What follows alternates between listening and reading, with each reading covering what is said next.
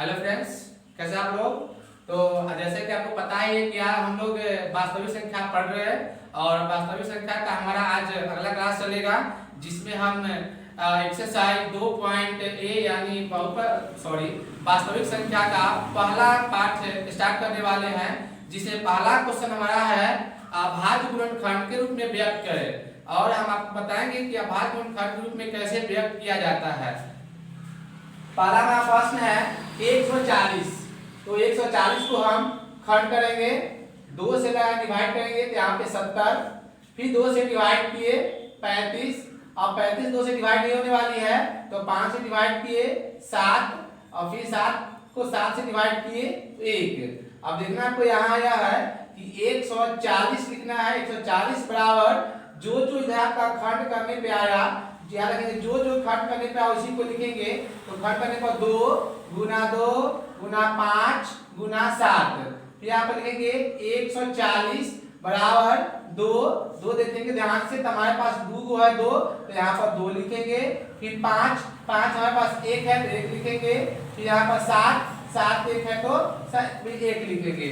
यही हमारा आंसर हो गया।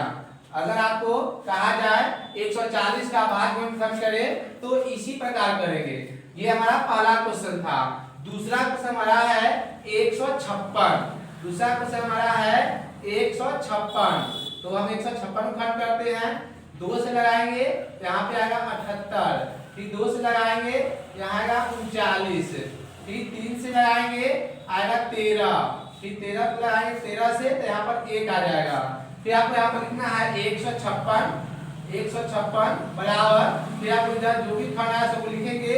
तो 2 गुना 2 गुना 3 गुना 13, फिर आगे ध्यान देंगे तो 156 बराबर 2, यहाँ पर 2 हो गया, 3 1 हुआ और 13 1 हुआ। यही हमारा 156 का भी अभाज्य गुणनखंड हो गया। इसी प्रकार हम अगला भी क्वेश्चन देखेंगे। तो अगला हमारा क्वेश्चन है 5005। इसमें हमारा 2 क्वेश्चन डील हो चुका है, पहला 140 दूसरा 156। अगेन एक और देख लेते हैं। 140 को हम 2 से डिवाइड किए तो 70 आया, फिर 70 को 2 से डिवाइड किए तो 35 आया, फिर 35 को 5 से डिवाइड किए तो 7 आया, फिर 7 को 7 से डिवाइड किए तो 1 आया। फिर यहाँ पर लिखना आपको 140 बराबर, आपको ध्यान देना है कि जो भी इस साइड जो भी खंड होगा उस सबको लिखना पड़ेगा। देखिएगा तो हमारे पास 2 है तो यहाँ पे 2 लिखा हुआ है, एक 5 है तो 5 लिखे, एक 7 है तो 7 लिखे। फिर नीचे आएंगे तो 140 बराबर 2, यहाँ पर देखेंगे 2 जो है 2 का 2 लिखा गया, फिर गुना 5 1 वाले 1 लिखा गया, 7 1 तो 1 लिखा गया।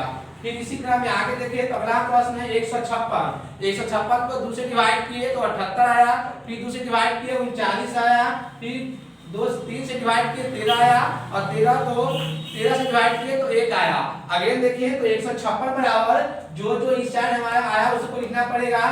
तो 2 आया 2 तो 2 लिखा हुआ है, एक 3 है तो 3 है, एक 13 तो एक 13 लिखे। फिर नीचे 156 बराबर 2, यहाँ मेरे पास 2 है तो 2 लिख दिए, गुना 3 1 है तो 1 लिखे, गुना 13 जो है 1 है 1 लिखे। इसी प्रकार आप लोग अगला प्रश्न देखेंगे। तीसरा हमारा प्रश्न है 5005। इसको खंड करते हैं आप। तो 5005 जो है 2 से नहीं लगेगा। फिर अगेन आपको हम याद दिलाते हैं कि खंड करने के क्रम में आपको पहले छोटी सी संख्या को देखना है। अगर छोटी संख्या से नहीं हो रही है तो आगे बढ़ेंगे। तो इसको 2 से लगाने के लिए नहीं लगने वाली है, फिर 3 से नहीं लगेगा तो यहाँ पर 5 से लगेगा। जब इसे 5 से लगाएंगे तो यहाँ पे आ जाएगा 1001। याद रखेंगे जब 5 से 5 से भाग देंगे तो आएगा 1001। फिर हम इसको 7 से डिवाइड करते हैं। 7 से डिवाइड करने के क्रम में हमारा आएगा 143। फिर 143 को हम डिवाइड करेंगे 11 से। 143 को हम डिवाइड करेंगे 11 से। 143 11 से तो हमारे पास 13 आएगा, और फिर 13 को हम करेंगे 13 से तो हमारे पास 1 आ जाएगा। इसी क्रम में देखिए इसको सजाना पड़ेगा। तो 5005 बराबर 5 गुना 7 गुना 11 गुना 13। देखेंगे तो इससे कोई भी संख्या रिपीट नहीं है, यानी हमारा जो आंसर यहीं पे हो गया, यानी 5 1 7 1 11 1 13 1, यही आपका 5005 का अभाज्य गुणनखंड हो गया। इसी प्रकार अगला हम एक प्रश्न देखेंगे तो 3825 है। 3825 को हम पहले 2 से तो यहाँ पे नहीं लगने वाला है, 2 से नहीं लगेगा तो हम यहाँ पर 3 से लगाते हैं। 3 से 3825 से भाग देते हैं तो यहाँ पे कटेगा 3 एकम 3 8 3 गुना 6 7 या 21 15 1275। फिर हम इसको 3 से भाग देते हैं तो आएगा हमारा 3 से भाग देंगे तो आ जाएगा 4 या 12 25 या 75 425। अगर इसको 5 से भाग देते हैं तो आ जाएगा 8 पचे 40 50 25 85। फिर 5 से भाग देंगे तो 17 पचे 85 और 17 को 17 से भाग देंगे तो 1 आ जाएगा।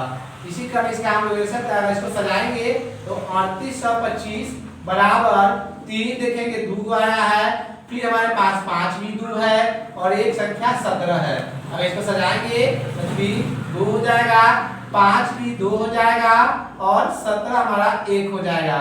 ये हमारा 3825 का अभाज्य गुणनखंड है। फिर से अगर एक और देख लेते हैं 5005 को हम 5 से भाग दिए तो 1001 आया, फिर 1 को 7 से भाग दिए तो 143 आया, फिर 143 को 11 से भाग दिए तो 13 आया, फिर 13 को 13 से भाग दिए तो 1 आया और इस सबको यहाँ में 5 तो 5 7 तो 7 11 तो 11 13 तो 13 लिखे। फिर इसी क्रम में हम अगला क्वेश्चन है 3825 तो 3825 को हम सबसे पहले 3 से भाग दिए तो आया 1275 को 3 से भाग दिए तो आया 425 को 5 से भाग दिए तो आया 85 को 5 से भाग दिए तो आया 17 और 17 को 17 से भाग दिए तो 1 आया। इसी क्रम में सारे क्रम में देखे तो 3 2 बार 3 है 2 बार लिखे, 5 5 2 है तो 2 5 लिखे, 17 1 लिखे।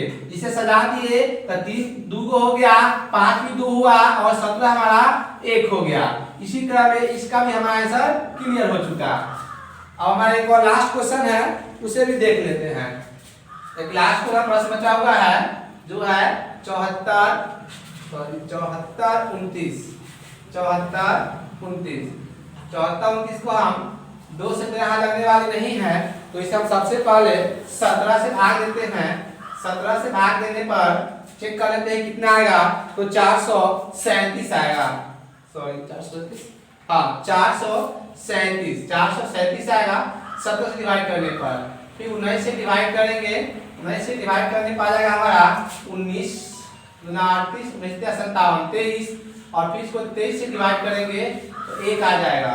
इसी क्रम इसको हम लोग सजा देते हैं 74 29 बराबर हमारा हो जाएगा 17 गुना 19 गुना 23। यही हमारा 7429 का अभाज्य गुणनखंड हो गया। इसी प्रकार हमारा एक्सरसाइज पहला का और पहला प्रश्न हमारा क्लियर हो गया। यदि आपको इस प्रश्न को समझने में कोई परेशानी है तो आप कमेंट करेंगे और आपसे एक आग्रह है कि अगर आप ही की तरह कोई आपका दोस्त 10th क्लास की तैयारी कर रहा है, अगर बेटर रिजल्ट के लिए तैयारी कर रहे हैं तो इस वीडियो को उन्हें भी शेयर कर देंगे ताकि उन्हें भी कुछ इस वीडियो के माध्यम से सहायता मिल सकेगी।